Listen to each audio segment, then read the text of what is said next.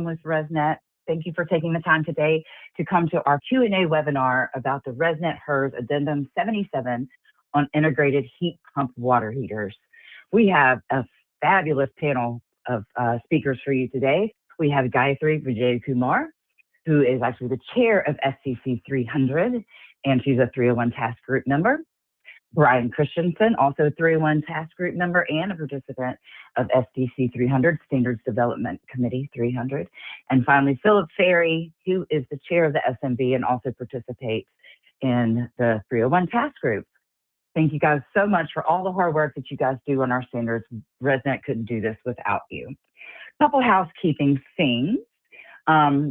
We will be taking questions throughout. So you see your question panel. So just go ahead and type the question in, and one of these fine folks will answer it, and we might follow up and read some aloud at the end of the presentation. You will be getting a follow-up email from the GoToWebinar system that will guide you to the link to the RESNET YouTube page where the recording will live, as well as a PDF link to the slides we'll be showing today. Heads up, we're going to be asking a survey question at the end of this webinar because we want to better understand how is the best way for you to get information about standards updates. Is it something like this webinar, through your provider, et cetera? So it'll pop up at the end, but it'll also be in that follow-up email. So if you got to go, no worries. But if you do us a favor and fill that survey out, that would help us to kind of get you guys the information and the ways that you prefer the most. I think that's all that I have for right now. So go ahead, Gayatri, take it away. All right, thanks, Laurel. And so again, like Laurel said, you will get a copy of these slides. So you can just sit back and kind of just absorb the information. You don't have to take any notes or take any pictures. You will get copies of the slides. And so I like to start all my sessions with the learning objectives. What should you feel like you've taken away from this session? And we're going to end. The last slide will also be our learning objectives to make sure that we did cover all these topics. And if you feel like we didn't, that's when you're going to raise your hand and ask a question. So for sure, you need to understand the current status of RESNET HERS Addendum 77. These are how we propose changes. I want to make sure you understand what the current status of all these changes are. A little building science background. IHPWH, that's an integrated heat pump water heater. And then we also have split heat pump water heater. So some just basic foundational knowledge about how those work and how they're different. Understand how we install these in homes and apartments and how that installation can actually affect the real life performance of the heat pump water heater. And then taking those two things into consideration, what are the changes we're proposing to the standard on how we model these? And then to make those changes, what's the expectation of you as raters? I'm kind of gearing this webinar towards the rater. So to make these changes to our standards so the software can implement new calculations, it requires different data collection. And so we want to make sure you understand what would be expected of you. And then finally, how does that combine into the HERS index? Will your HERS index go up a little bit? Will it go down a little bit? And if so, when will that actually happen? And then last but not least, how to submit public comment. So item number 1 and 7 kind of go hand in hand. So we're going to talk about those two and get them out of the way. So the current status of HERS Addendum 77. It is a proposed set of changes. When we want to propose a set of changes, it's called an addendum. It has to go out to public comment, right? So on this screen, you can see that we are in a draft stage, right? There are public comments. They are due by May 29th. If you didn't get the RESNET email, this QR code will take you to this landing page. You're seeing a screenshot of the landing page where the draft lives. At the bottom of the screen, you can click on that hyperlink and you would get the actual draft technical changes. And if you hear something you like or don't like today, the way to get to the public comment button is just to go further down on the screen, and there'll be a place to enter in all your information and submit your comments. So again, those will be due next week, but I'm hoping to answer questions today, make sure there's nothing confusing about what we're proposing, and then maybe you won't have any public comments at that point. So on to the next part of the learning objective, our basic building science understanding of heat pump water heaters. And I'm going to start with integrated heat pump water heaters because most of the proposed changes we're talking about in Addendum 77 are about integrated heat pump water heaters. And so this is kind of the one that we see most common In single family homes and apartments, it's a large storage tank with the heat pump sitting on the top. So I love this graphic. I think it's really easy to understand how this system works. So follow me on the right-hand side, step 1, right? We have a heat pump. Heat pumps move heat. So there's warm air in the surrounding area. So that air enters the heat pump water heater. The heat pump can kind of move heat from that warm air and transfer it to water in this tank. And that's how the water heats up. So now that it's taken some of that heat from the air, there's cooler air, and it needs to move that air out of the water heater, right? So air comes in, air goes out. So that's step 3 on the left. Now, what I never used to even think about was how much air are we talking about? Is this 10 CFM? Is it 20 CFM of air? And how cold is it when it comes out? So it's actually, 100 to 150 CFM of air is coming in through most typical heat pump, integrated heat pump water heaters. And if the surrounding area is conditioned space, maybe it's like 68 to 72 degrees. By the time that volume of air passes through the heat pump, it's coming out around 20 degrees cooler. So maybe around 50 degrees of air is coming out of this heat pump water heater. Now, the thing we see a lot that's happening is that people take this beautiful piece of technology and want to put it and hide it in a small little closet or box. And so there has been a study, an amazing study done called The Amazing Shrinking Room by Nia. And if you were to grab your camera, you would see this hyperlink. But again, you're going to get these slides later, so you can get these linked later. But the research that went into this is what forms the foundation of the changes we have in Addendum 77. They studied the impacts of taking this heat pump water heater and having it in different size rooms, and what are the impacts on the performance. And this is not just some hypothetical scenario. This is literally a photograph that we were sent from a builder who was complaining that their heat pump water heaters were not working as expected. They had lots of rebates for these heat pump water heaters, and they were not performing as expected. They were switching to electric resistance mode. So most heat pumps have a heat pump component, but when it needs extra, if it can't meet its demand, they usually have a backup electric heating element. You can see it kind of in the back on the bottom of that image. And so that'll kick in. And so that is not as efficient as running in a heat pump mode, but you do have a backup in case demand can't be met. So in this case, this closet is very, very small.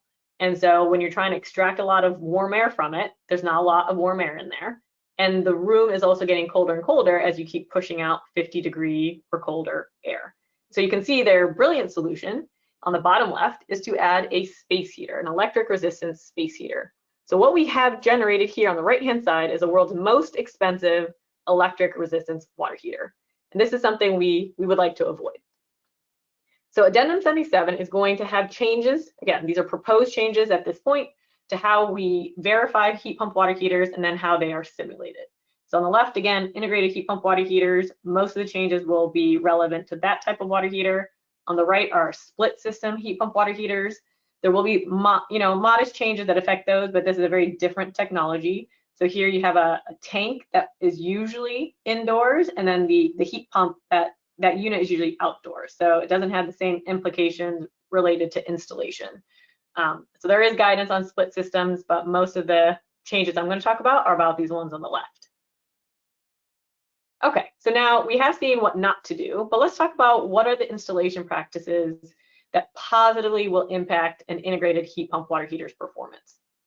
So ducting, right? If we're trying to get warm air into the heat pump water heater and we're going to have cool air coming out of the heat pump water heater, a solution, if you have to put it in a closet like you can see on this one on the left, is to duct the air from a different place and then duct the cold air somewhere else. So that's one option that can positively impact the heat pump water heater performance in reality as well as in our models. Another option is if you have to have it in a closet, but ducting is not an option, you can provide a louver door or vents or grills as a means to allow air to get in and out. So you still need access to warm air, and you don't want all the cold air to be stuck inside this closet. Again, the colder this room gets, the cooler the air is available to heat the water, and that can impact the heat pump water heater's performance. And then you could just not install it in a closet. We see a successful scenario often is in a big, large basement. Even if that basement is not at 70 degrees, a big, large basement has enough heat in the volume of air around the water heater that this can be a positive solution. So when you get to Addendum 77, if you go to that public comment page and you've downloaded the draft and you want to read through all the gobbledygook and understand what's in it, I'm going to show you pieces, snips from that draft so you understand it. So on one of the first pages, you are going to see that this addendum has to introduce definitions. The standard right now, our ANZ 301 standard, does not have definitions related to heat pump water heaters. If you're not familiar with public comment, anything new that we propose, we have to propose it and show it as new language by underlining it. So that's why everything here is underlined. We had to add a definition for heat pump water heaters and then the two kind of subcategories, integrated ones and split system ones. So these are just definitions that we've proposed to add. We are on the 4th iteration of this standard, or this addendum, I'm sorry. And so these are definitions that have kind of evolved over the last 3 iterations, but these seem to be fairly supported by public comment at this point. Now, the changes to Appendix B, again, I'm speaking to mostly raters, I think, in the audience today. So I think you are mostly concerned about the changes to your on-site inspections. And we keep those procedures in Appendix B of ANZ 301. You do not have to memorize everything that you see on the screen, but again, the new language is in underlined. And because we are in the 4th iteration of this addendum, the stuff that's still open for public comment that's due on May 29th is in red. Now, I'm going to take each of these sentences slide by slide to explain to you what it means, but I just wanted to show you what it looks like in the actual addendum. So the first thing is there's a new section for integrated heat pump water heaters that's never been there before. And the first sentence says that you will have to determine the containment volume per some equation and record the containment volume location. So I want to simplify what that means to you. And we will talk about equation 4xy in a few slides. But what is containment volume? It is simply the volume of the smallest enclosed space that contains the heat pump water heater. So if it's a basement, it's the whole basement. But we're talking about the smallest enclosed space that contains the water heater. So in our image before, it's the volume of this little closet. So if we are trying to quantify this per Appendix B, you would measure containment volume, area times height. So in this case, maybe it's only 200 cubic feet of volume that contains this heat pump water heater. And then the location. In this particular example, this is actually an unconditioned space volume. It is not within the dwelling unit. Now, the other part of Appendix B will say that you can expand the containment volume to include other spaces. And so in one example that we've shown you before, you have this water heater inside of an enclosed closet of some size, but it has a louvered door. And in this case, it has a louvered door that has at least 300 square inches of total net-free area.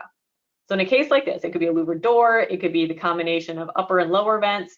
As long as the total net-free area is at least 300 square inches or larger, now you can include the volume of this adjacent space. We call it the air thermal resource. That can be part of your containment volume. An air thermal resource just means the air available to the supply intake of the water heater. So because it's not a solid door, right? When it's a solid door like the example we had before, we can't include this adjacent space. But because there's intention of kind of letting this air mix with the air inside the closet, we can include the air next door. And so there is a default calculation if you're already feeling a little heartburn about having to quantify all the net-free area of all these grills. It's fairly simple. We do have a default proposed in Appendix B where it's simply just 35% of the area of the louvered opening, right? So I just did a quick calculation on a standard size door. So it's fairly easy to meet that 300 square inches. Some doors are rated for net-free area, but if you don't want to look it up, you can take this default, which is just 35% of the opening area.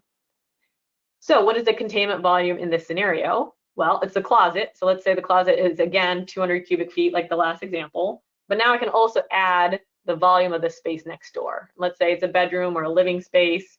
It's a very substantial number. And in this case, the location, this is all inside the dwelling unit. So it's inside conditioned space volume.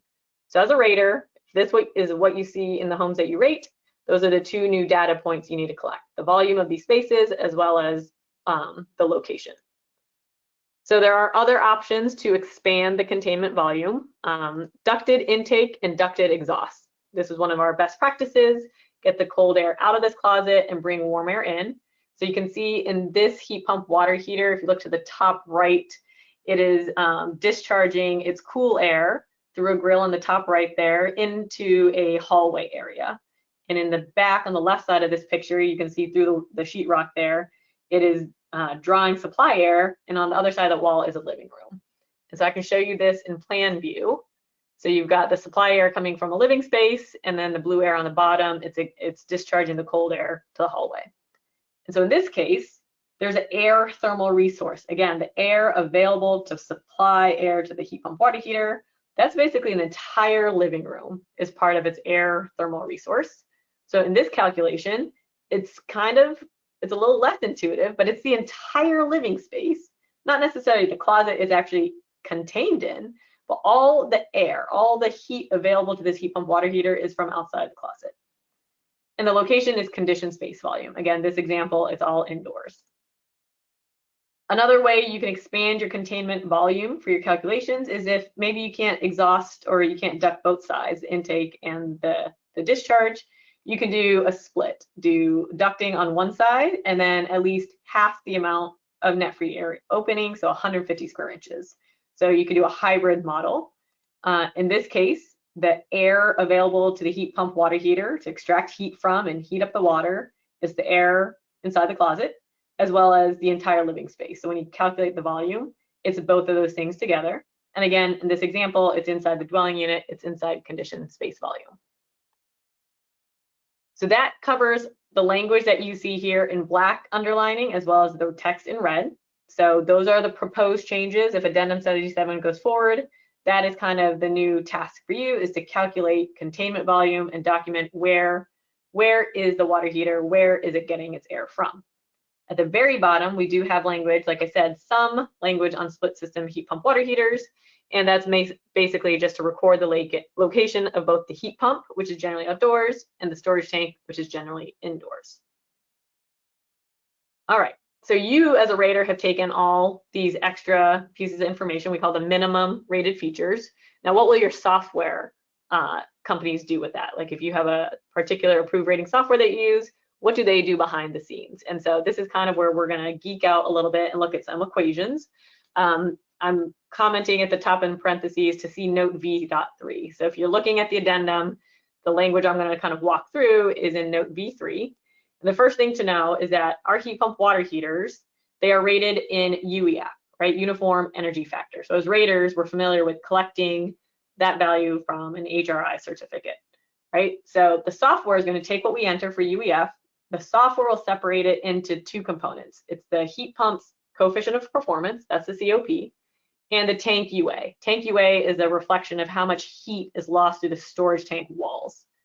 So it's going to do that. All you have to know is to enter in your UEF. It's going to do the rest of this.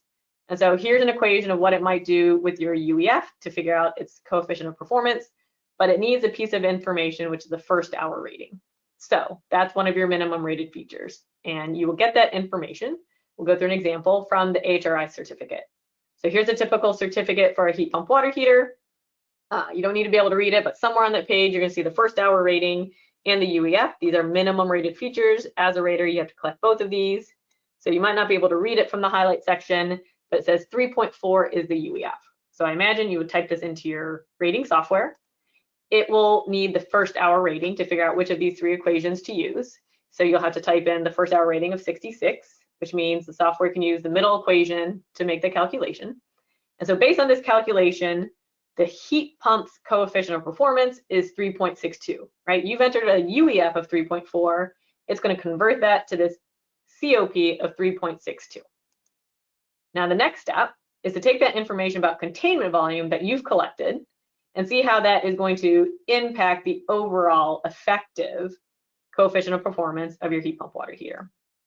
So here is an equation, and I promise you, you will never have to learn to do this equation by hand. You will not be out in the field doing this equation by hand. This is something that the software is doing.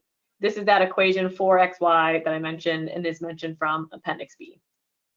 So we already calculated, the software already calculated this first value, the COP of the heat pump, based on what you said with the UEF. Now this next piece is the relative volume. So this is what the software is going to calculate based on the containment volume that you entered into the software. So in our example, right, it's already converted and found out that the COP is 3.62. Now you're providing containment volume information. Let's say your builder likes that small closet, and so your containment volume is 200 cubic feet. That goes into this equation, again, inside the software. And the software is going to calculate a relative volume of 0.133, okay?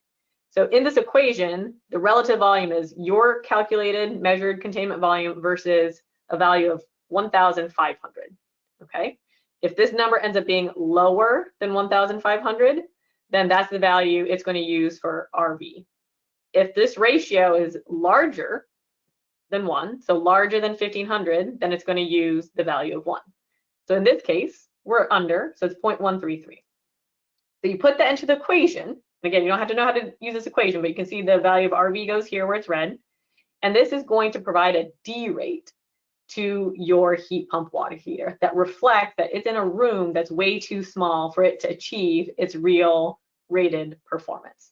So we're not talking about a COP of 1, it's a COP of 2.31. You entered in a UEF of 3.4, and it's being derated to this value. So this is already something you could somewhat test in your current HERS rating software.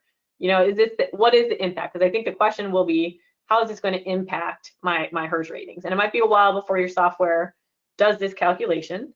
So in the meantime, if you're anxious to find out, you would modify it and drop it to something in the mid 2s, right? That might be like the worst case scenario. You put in something with a UEF of 3.4 and it dropped by a whole point, all right? And see what the impact is on your HERS index until you have versions of your software to test this out for real.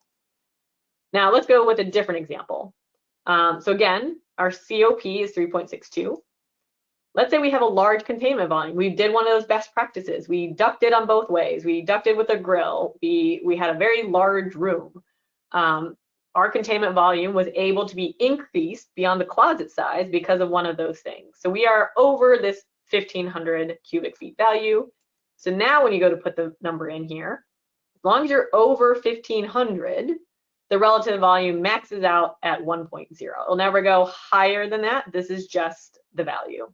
But when you type that 1.0, that green value, into that exponent, you can see that the result is a COP of 3.61, not much further from the 3.62 it had calculated, right? So this means there's very little D rate in your performance of your heat pump water heater when you have a large enough containment volume. And that bar is at 1,500. So that's kind of the key to you guys. Make sure you have enough containment volume that's at least 1,500. It could be a closet by itself or one of those options to expand what you can include in your volume calculation. Now, said another way, right? If we want to look at this just using the data. So on the left side, our y-axis is the coefficient of performance. So 1 at the bottom is basically electric resistance. 4 at the top is very, very good. Most heat pump water heaters right now are probably rated in that top bar between the 3 and the 4.0 COP. So the example we were doing was 3.61. And so you can see 1,500 is kind of this like bar that as long as you're above 1,500, you really won't see any kind of D-rate of your entered rated UEF. Now you can even go down to, you can see 960 across the x-axis. This is the volume. So let's say you couldn't make the containment volume that much bigger. You're just limited on space. And so you came down. So you can see the D rate isn't significant until you get to maybe around 450 cubic feet. So along the x-axis on the bottom. Now, if you were going to have it in a containment volume less than 450, that's when you might really see an impact to the simulated COP for your heat pump water heater. So there is some room there. I think the key takeaway is don't go less than the 450. Otherwise, the impact is more significant. Now, this has mostly been about like building practices and things you can design or change how your builder designs and installs their heat pump water heaters. There is another change related to the software calculations that I want to mention. Again, inside the addendum, this language will be covered by note V2. And so there is, in our example, I've been talking pretty much about heat pump water heaters that we see, which are always inside conditioned space volume. But there are instances where the supply air might be coming from an external, from outdoors, from an attic, from a garage, and it might not be balanced. So the simulation has to account for where the volume of the air is coming from and where it's being discharged. So again, the examples we've been talking about, they don't cross the boundary of the home. It's always air from inside and it's being discharged to inside. It's all contained inside. But there are scenarios, and the software has to be able to model this, that if the airflow, maybe you're in Florida and there's a lot of access to heat because outside is hot and you want to bring that hot air inside to using the heat pump water heater, and you want to take advantage of the cold air that comes out of it, maybe there's a reason to have unbalanced ducting. So this is kind of what we're talking about. Maybe you're ducting air both ways, one from outdoors, you're bringing it in from outdoors and you're sending it back to the outdoors. That's a balanced system. The software has to account for this. If it's unbalanced, maybe it's only ducted one of the ways. Now this is unbalanced. You're bringing possibly 150 CFM of air from outdoors into the house, and then it's exhausting into the house, and your house is not a balloon. It can't just keep expanding with all this extra air. So there's energy impacts associated with that. So the simulation, that text in note V2 says the software has to account for the fact that we have an unbalanced system, that there's air from outside crossing the boundary of the home, and that has to be accounted for. That impact is a little harder for me to estimate or help you estimate, so you might have to wait for the software if that's a condition that you've seen where you rate homes. The other aspect that will be embedded in software calculations is not just that volume of air and where it's coming from, it's the temperature of that supply air. And then also where you've actually installed your heat pump water heater. Where is that storage tank located? So if that storage tank is located in an unconditioned space, it could be the garage, the attic, basement, outdoors, it's a hot tank and it's losing its heat to that space. So that might be a good thing, it might be a bad thing, it depends where you live. So the model is going to take account for this heat being lost from the tank and being gained by the space that it's in. And then supply air, where is it coming from? In all the examples I showed you is from conditioned space, but if it's coming from unconditioned space, right? The conditioned space is probably, staying between 68 and 70 degrees all year because it's conditioned to be at that temperature set point. But if it's coming from an unconditioned space, like a garage, the temperature in the garage or the attic, outdoors, all of those will fluctuate. And so those hourly fluctuations change the temperature, which means it changes the performance of the heat pump water heater. So that also has to now be accounted for within the software. It's nothing you have to do as a rater, right? None of this changes what you do as a rater. It just is to explain why the software might do some calculations, which now it changes your HERS index. It might go up, it might go down. It's hard to say. But the point is, this is not something that you would change what you're doing, but you should recognize that this could have an impact on your HERS index. And last but not least, if you have a heat pump water heater, you install a 50-gallon heat pump water heater in a 10-bedroom house. That might not be enough to meet the hot water demand using the heat pump itself. It is going to revert to electric resistance. And so the software is also going to be smart enough to know that if there's not enough hot water generated by the heat pump at that high level of COP, it would have to have supplementary electric resistance to create heat. And that's how a real heat pump water heater works, right? If you have a lot of people using hot water and it runs out of hot water using its heat pump mode, it will kick on its electric resistance and use that to create hot water. And so the simulations also have to be able to handle that. Okay, so those are the changes. I see a couple questions have come in, so that's great. If Brian and Philip will probably be answering those, and then Laurel might bring them up in the chat, the Q&A later. So hopefully you feel comfortable what would be expected, right? Data collection on containment volume and where are these things located. So nothing crazy. You don't have to memorize that equation or do it in the field. So when could this possibly affect you, right? I love this image of a runway. We're trying to give raters as much runway as possible. It's May 2026. Optimistically, if this gets approved this year, this will not go into effect until 2029, right? Again, if this is approved. We are targeting not making this required until 2029. And so let's be more specific about when in 2029. So this is a great graphic that Neil Cruz, the modeling director and chair of 301, has developed and explains kind of like the timeline of how these proposed changes get approved and when they affect you. So let's say right now you are modeling a home, it has a heat pump water heater, it's in that tiny closet, that 200 cubic feet tiny closet, but you're getting a HERS index of 52 right now. Now let's say you did that calculation, you can see that it's going to derate the coefficient of performance, And you're like, okay, yeah, I can see that that is going to change it to a HERS index of 55 in your location. Now, when will that actually happen to you? It won't happen until that mandatory compliance date, right? And as of right now, we're saying it won't be anytime sooner than January 1, 2029. So usually that means if you have a building permit on or after that date, this is when this impact would be felt. You would be using this HERS index with that builder. Now, a couple other things have to happen before that. So there's a voluntary compliance date where software should be available that run these calculations. So you'd have some idea, is it a 52? Is it a 54? Is it 57? Like these are good estimates right now, but like what will it actually be? And usually there's at least 180 days or almost 6 months available to kind of check this out before the mandatory compliance date. And even leading up to that, how do we determine that voluntary date? Now, the software, once this is approved, so let's say this gets approved next month, the software will create beta versions that implement these calculations.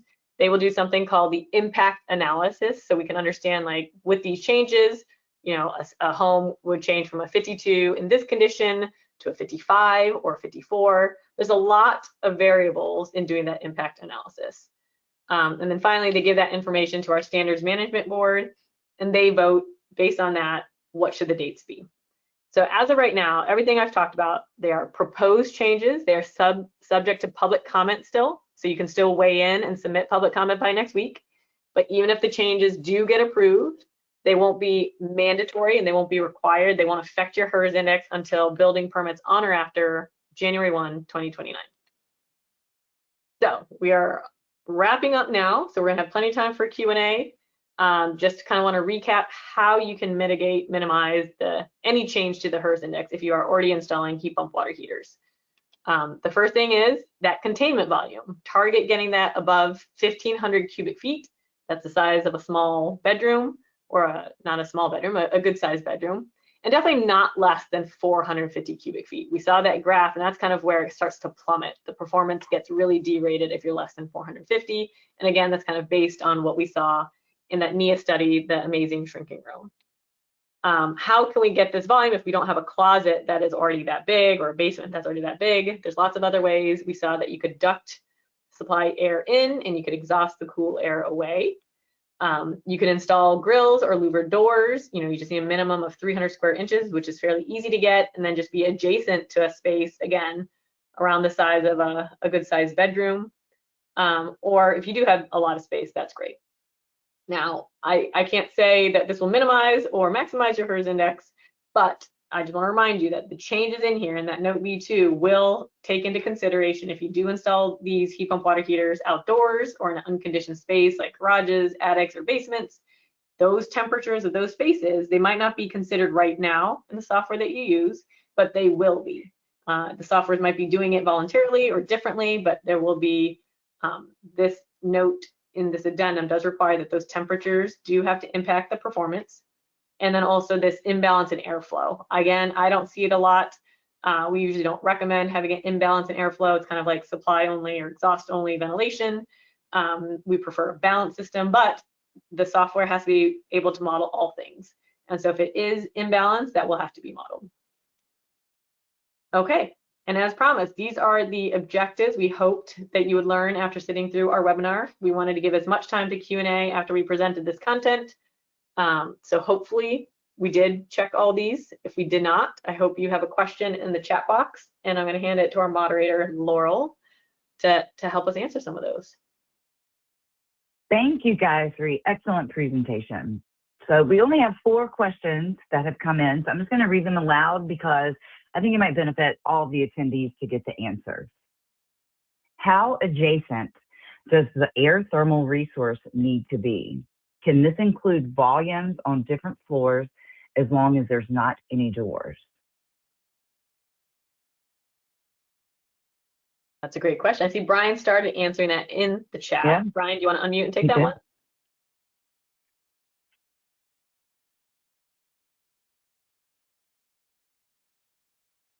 See, I can't hear Brian yet. I was trying to unmute him.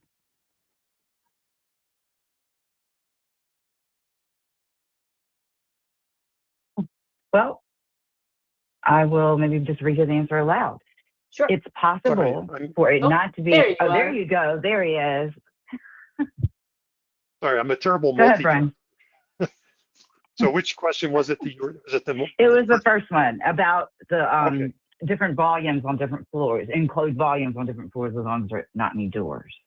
Yes, and have you already read the question? No, Okay. go ahead. So Nathan was asking, how adjacent does the air thermal resource need to be? Can this include volumes on different floors as long as there aren't any doors? And the doors is actually not necessarily the issue here. It's possible to effectively provide the thermal air resource via ducting. Like if you're just trying to capture from the floor above, let's say you've got your refrigerator just overhead, you could be pulling the hot air from the floor right by the refrigerator that the refrigerator is generating and pulling that down into your heat pump water heater. So that's how you can accomplish something on a different floor level. If you were just trying to keep the door open to your unconditioned basement and hope that you're getting enough heat down there to change the performance dramatically, I don't think that would work very well. So I'll stop there. Fantastic. I'll read the next one. This is better. Curious if there's any conversation about introducing performance curves of the COP for heat pump water heaters into the software as well. So I took a stab at that. Philip might also have some thoughts about this. But what I told Mark is that the basic temperature dependence of the heat pump on the heat pump water heater is something that we will be developing next. Right now, it's not well defined for all the software tools to do it the same way. They've got a way to do it. We don't have a consistent way for everybody to do it yet. We're going to be working on that next. Performance curves are an ideal solution, but the truth is that from a practical standpoint, we're constrained by what's readily available for raters to collect in a timely way. It's more likely that we'll have a generic solution that broadly represents integrated heat pump water heaters. Great, thank you, Brian. Next question. AHRI is going to be developing an industry consensus standard for the minimum requirements for the installation of heat pump water heaters.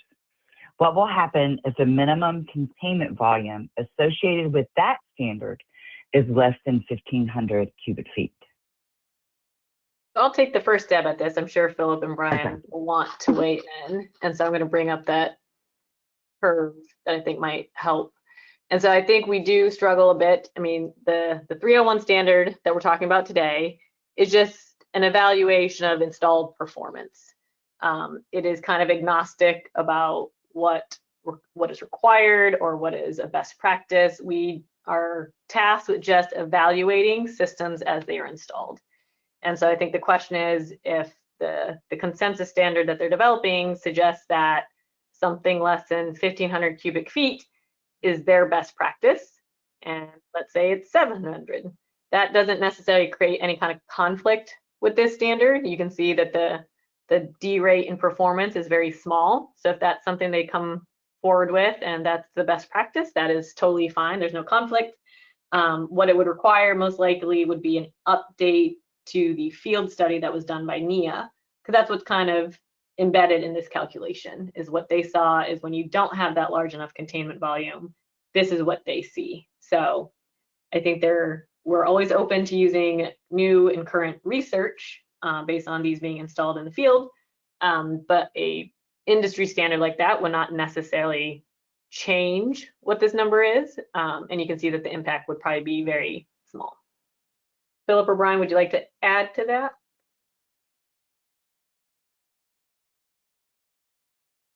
I tried to answer the question online, and my answer was almost identical to what you just said. And hopefully, RESNET would certainly like to work with AHRI on the development of minimum standards along these lines. But hopefully there would be tests that are similar to the amazing shrinking room test that we could use in terms of standards development for how we would treat different room sizes.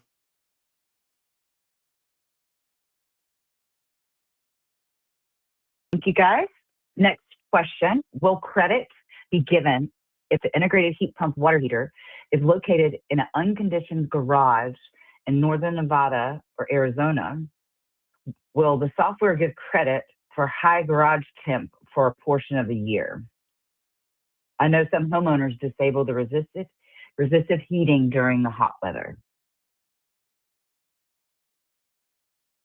I answered that one, and it's a good question. And the trick is that the simulation software, while it has hourly information for the outdoor temperatures, the trick with a garage is how well does the software simulate the temperature in the garage? That's what it's going to be using to determine what the performance is of the integrated heat pump water heater that's in the garage.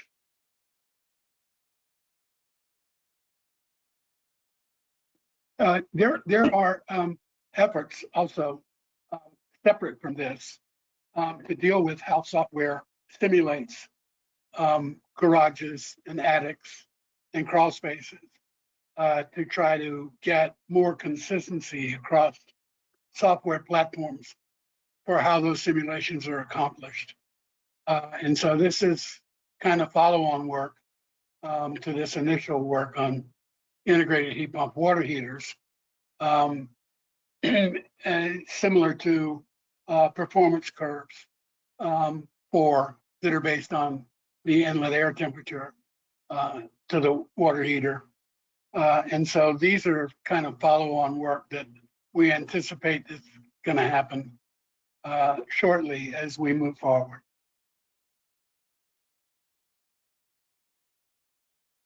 Thank you. This is the last question in the queue, so don't be bashful. If you've got a couple more, we've got some more time, so keep typing them in if you think of them. Last one. Where is the calculation for imbalance in airflow? What variables would need to be verified? I'll kind of take that. All of the software deals with exhaust airflow or supply ventilation or exhaust ventilation, and unbalanced airflow for heat pump water heaters would not be different in principle than exhaust or supply ventilation flows, with the exception that those airflows would only occur when during periods of time when the integrated heat pump water heater was actually functioning.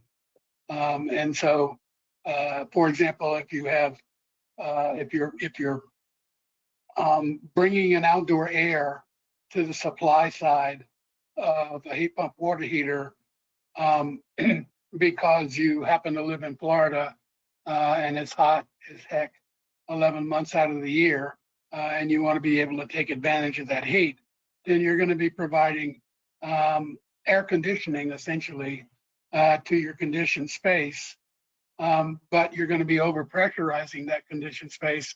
And so when you're doing that, you're also going to be increasing the flow of infiltration air coming into the space because that flow of air from outdoors is going to have to be equal to the amount of air that you're taking from outdoors for the integrated heat pump water heater. I hope that wasn't too confusing of an answer.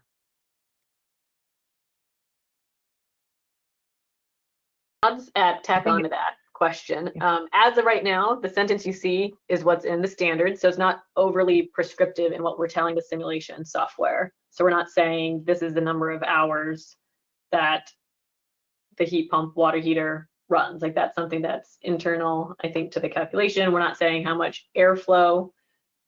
We decided that it needed to be accounted for. So this is an area that we'll probably see additional language developed. But at this point, what we wanted to get into the standard was that the software should be simulating it. To gain more consistency on this, we might have to do more in terms of like how much airflow and what periods is it running it. As like Philip said, it's only when the heat pump is actually operating and transferring heat that the airflow is coming across that boundary. So this is a place where more work could be done, but right now it's just to make sure that the simulation software is accounting for it. As of right now, we don't expect to have a rater measuring the airflow that's crossing the boundary. Thank you guys so much. So I'm not seeing, thank you for sending the contact information, Brian, for this working group. We appreciate that. First, I want to thank these presenters. How lucky is RESNET to have such intelligent, amazing, hardworking folks to help to develop these standards? Thank you guys. Appreciate it so much. And I'm going to remind everybody, because some people might have popped in a little late, you're going to get a follow-up email. I'm going to send you to the YouTube channel so that you have the recording, as well as you'll have a PDF of all of these slides. And another reminder about the survey question. The survey question is going to pop up right after we close the webinar down. And you can answer it now, or you can answer it in your follow-up email, either one. But we're looking for the best, and that's why we put it in all caps. We're the best ways for you guys to get information about standards updates and things going out for public comment. I want to thank everybody for attending today, because everybody's busy. And I think everybody's looking forward to a 3-day weekend. I know I am. So happy Memorial Day. Take care, everybody. Thanks, Laurel.